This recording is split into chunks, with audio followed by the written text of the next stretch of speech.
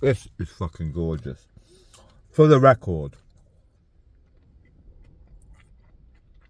dear Serb, 0933, a good man on the wireless 4. UK is selling arms to Israel. Now, John Pilger told us about these things decades ago. UK is selling arms to Israel. I know that, but it's even worse than that. UK, where quite randomly, the area I lived previously, you had HMS fucking, what did they call it? SAS 8. Oh yes. Oh, we even had the SAS HQ was being. They spent about, I think they spent millions and millions of pounds doing it up as of about 10 years ago. And you drive in the little road. It was 15 kilometres from 20 kilometres from where I live, and you'd have signs saying Operation Magnus. That's what it was, I think. Due to HMS Magnus. Oh, I've got photographs of it. It's like, oh, for God's sake. Israeli special forces are being trained there. Israeli women, you fucking look up, women Air Force pilots of Israel will be being trained over there in Coldrose. Blah, blah, blah, blah, blah. It's so much more than just selling arms. I bet you some company in Britain has even got a contract to supply ready meals to the brave genocidaires of the Israeli Defense Force who are, blah, blah, starving, actually starving people. It's so much more. That's the reality. That's why Britain should be in The Hague. But yes, we've known about it decades.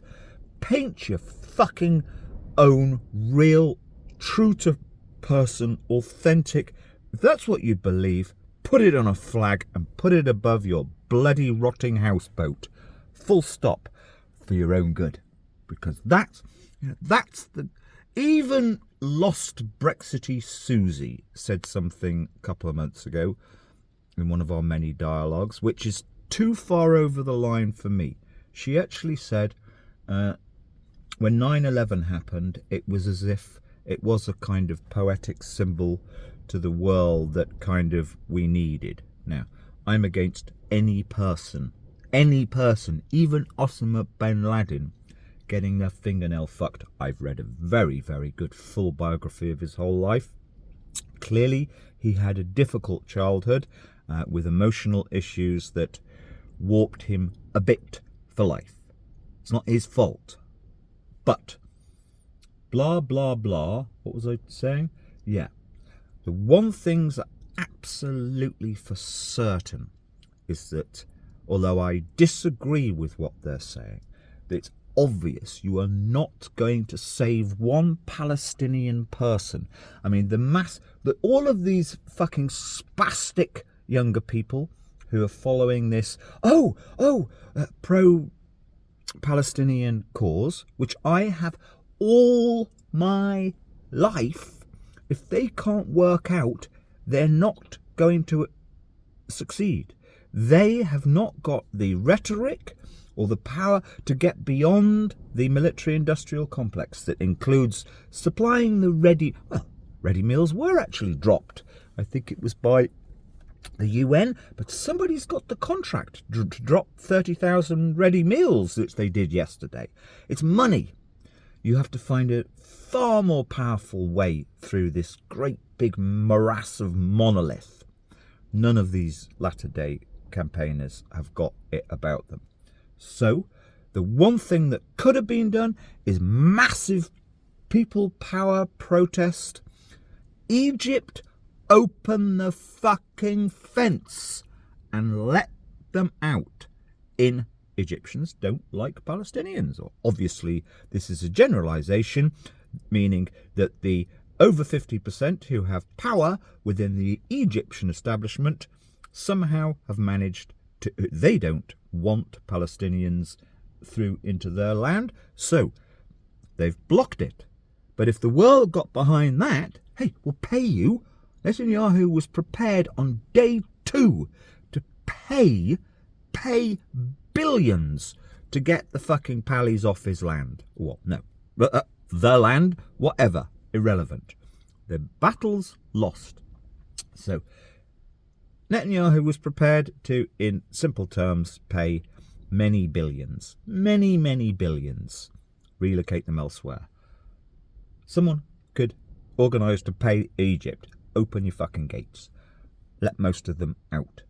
Sinai Desert is a very sparsely populated area, which is at the southern end of Gaza, and there could be arrangements made there somehow to find out if there are criminals there from Hamas. If there are murderers, they will have to have separate arrangements.